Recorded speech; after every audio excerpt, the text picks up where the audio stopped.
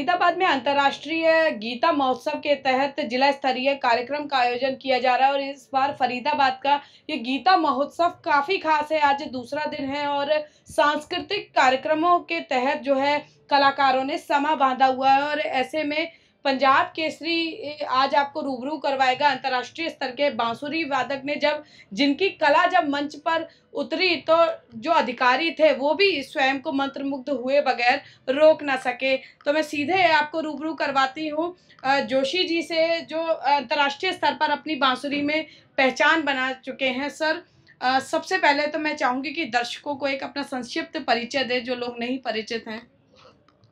पंजाब केसरी के सभी श्रोताओं, दर्शकों, पाठकों, सबको मेरा बहुत बहुत नमस्कार। मेरा नाम, जैसा कि आपने बताया कि मैं चेतन जोशी हूँ, बांसुरी का विद्यार्थी हूँ।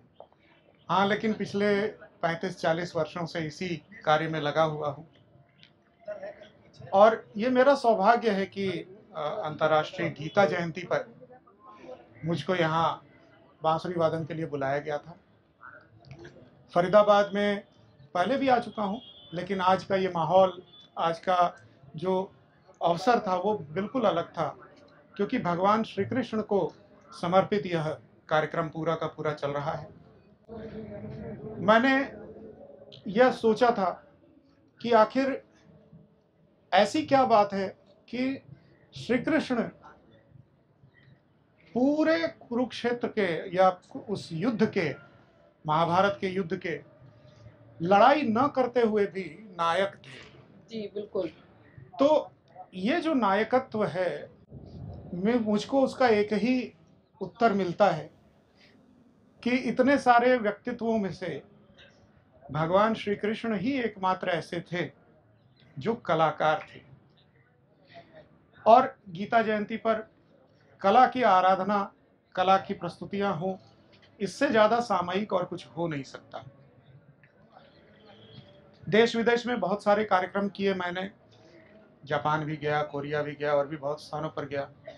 सभी जगह भारतीय संगीत के प्रति जो आदर सम्मान है जी, वो हमेशा उसका मुझको अनुभव हुआ और ये देखा हमने कि भारतीय संगीत में ही इतनी ताकत है, क्योंकि ये इतने वर्षों से चला आ रहा है, हजारों वर्षों से हमारी अखंड परंपरा है। ये परंपरा ऐसी है कि जो टूटी नहीं है।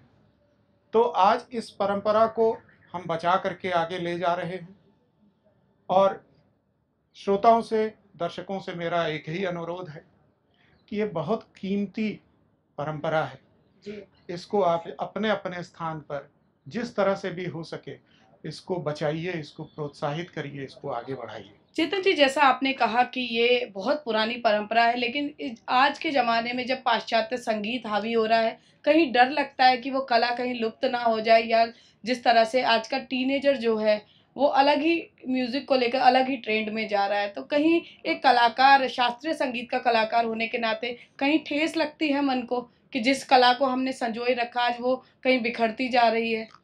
जी, आपने बहुत अच्छा सवाल किया। एक्चुअली ये वास्तविक बात है, ये चिंता हम सबको है।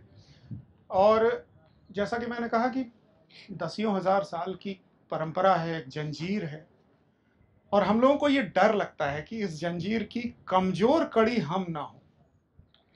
और इस कमजोरी को दूर करने का जो उपाय है वो निरंतर अपनी बात को अगली पीढ़ी तक पहुंचाना, इसमें हम लोग लगे हुए हैं। गुरु शिष्य परंपरा से मैंने भी सीखा है अपने गुरुजनों से, पंडित रघुनाथ सेठ हों, पंडित अजय चक्रवर्ती हों, पंडित भोलानाथ प्रसन्ना जी हों या आचार्य जगदीश जी हों, धुरंधर कलाकार थे।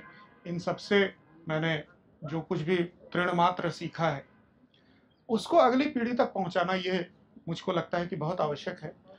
और साथ ही साथ एक चीज मैं अब देख रहा हूं पिछले 4-5-7 साल से, कि अब मेरे श्रोताओं में युवाओं की संख्या ज्यादा है। ये मेरे लिए बहुत खुशी की बात है, बहुत अच्छा लगता है। शायद मेरा भारत बदल रहा है। जी, बिल्कुल देखिए बहुत अच्छी बात चेतन जोशी जी ने कही कि कहते हैं कि कला कभी बूढ़ी नहीं होती, कलाकार कभी बूढ़ा नहीं होता और जो कलाकार होता है वो हमेशा नायक रहता है। तो ऐसे में अपनी इस नायकी को बरकरार रखने के लिए, अपनी कला को सबके दिलों में ज़िंदा रखने के लिए चेतन जोशी जैसे कलाकार जो हैं, वो लगातार ये कोशिश कर रहे हैं कि चाहे आज की युवा पीढ़ी हो या फिर आने वाली पीढ़ियाँ, जो भारतीय कला और परंपरा है, जो शास्त्रीय संगीत है, वो किसी न किसी नए रूप में उन तक पहुँचे ताकि जो भारत की संस्कृति है, वो आगे की युवा पीढ़ी के लिए भी इसी तरह से एक नए उल्लास के साथ कायम रहे। फरीदाबाद से पूजा शर्मा, पंजाब केसरी टीवी। हमसे जुड़े रहने के लिए हमारे YouTube चैनल को सब्सक्राइब करें और नई वीडियो की नोटिफिकेशन के लिए बेल आइकॉन को दबाएं। अगर आप ये वीडियो Facebook पर देख रहे हैं तो लाइक जरूर करें और ज्यादा से ज्यादा शेयर करें। धन्यवाद।